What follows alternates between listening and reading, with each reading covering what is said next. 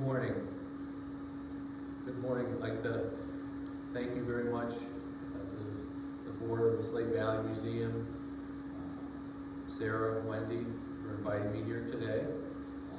Before I start on my presentation, I just always like to have a moment of silence for those from Granville who gave the ultimate sacrifice in all the wars.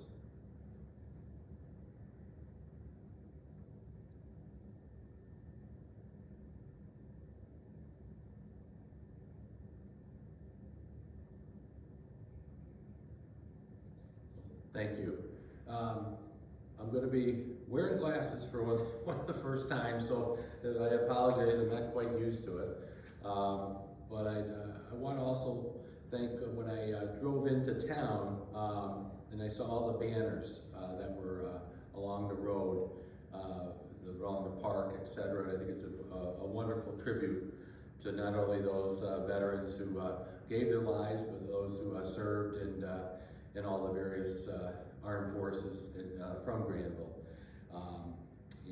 Great, very, to never forget them. So it's a very, very good answer to many of the families who have continued to go through a lot with loved ones who've been in the various services. Where did I get to writing a book? My grandmother, when I was very young, we lived, like I said earlier, with my grandmother, not too far from here. And I used to see this pictures of this man, on the wall. One of them is in front of me right now. And I remember asking, like, who is he? And my grandmother would say, "I was your uncle," and she would say he was a saint, which even to this day I remember it because I know I'm not a saint. And now to be like, that was your uncle, and oh, by the way, you resemble your uncle. And that's planted a seed, in my mind, and I guess I didn't realize that seed was there until a lot of years later. But when people, and I'm gonna walk over a minute, but again, this picture right here, and my uncle's probably 20, 21 years old. This picture here is my high school picture. Now, I've been told there's resemblance, even though you probably can't see it now, because I'm far older than 20 years old right now. But my grandmother saw it when I was probably 6 or 7 years old, because she passed away when I was 8. And so that was,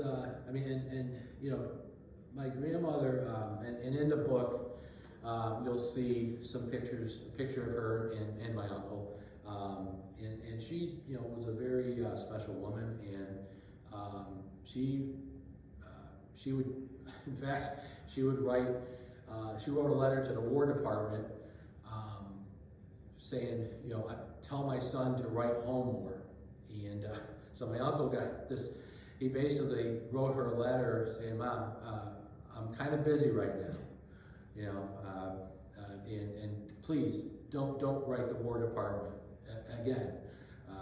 But that's she was a tough lady, and that toughness turned out to be something she needed, because on July 21st, 1943, a Western Union telegram came into Granville, and basically there was no car that pulled up. There was no, priest or representative of the U.S. Army that came out. It was a Western Union telegram into Granville, and a lady knew my aunt,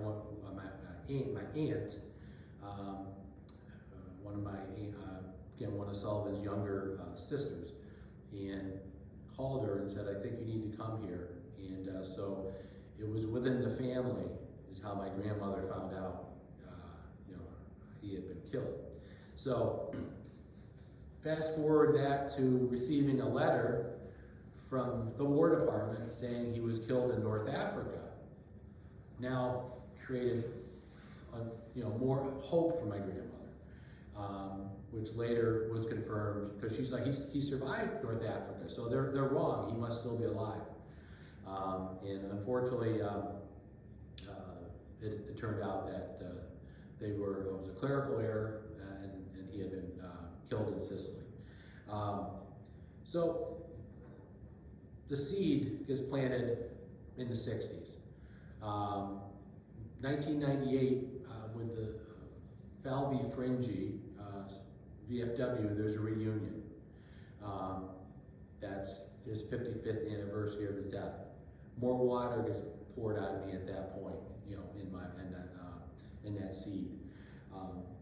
The internet comes around, and around 2000, out for a jog, and I come home, type in his name, and all of a sudden these websites appear.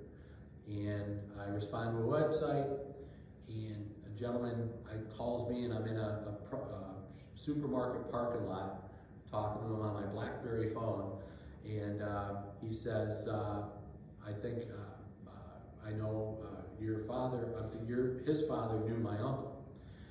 Long story short, they did. They were sergeants at the same time in the 1st Infantry Division. They entered in 1938 and fought in the war. And he started to connect me with people. Also at that same time, I ended up learning that there was a gentleman who everybody in the family knew was with him when he died, but no one ever said anything to me. And I ended up reaching out to his son, and long story short, met him.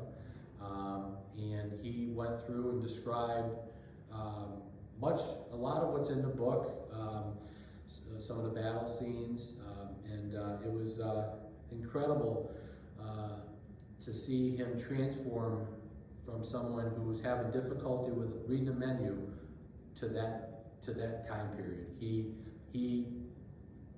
It was like he remembered everything.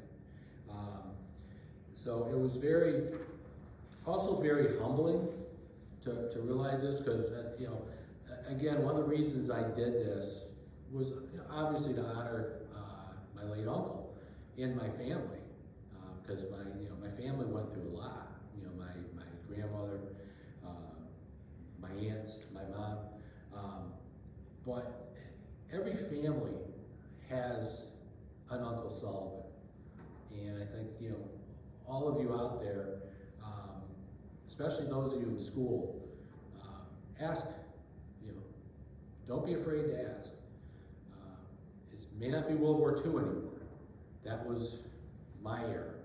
But I definitely would be willing to say many of you have relatives, it could be even your parents, or it could be brothers, sisters, that are serving currently, or were in Afghanistan, or Iraq, Vietnam, and possibly even still Korea. And if you're lucky enough, you may even have a great grandfather who's still from World War II. But ask the questions, ask them, because that's how you learn. When I grew up, people didn't want to talk about it. I think people are much more open to talk about now. And there could be another one of you watching this that's going to be an author and write stories about your family too, and at a much younger age than when I started.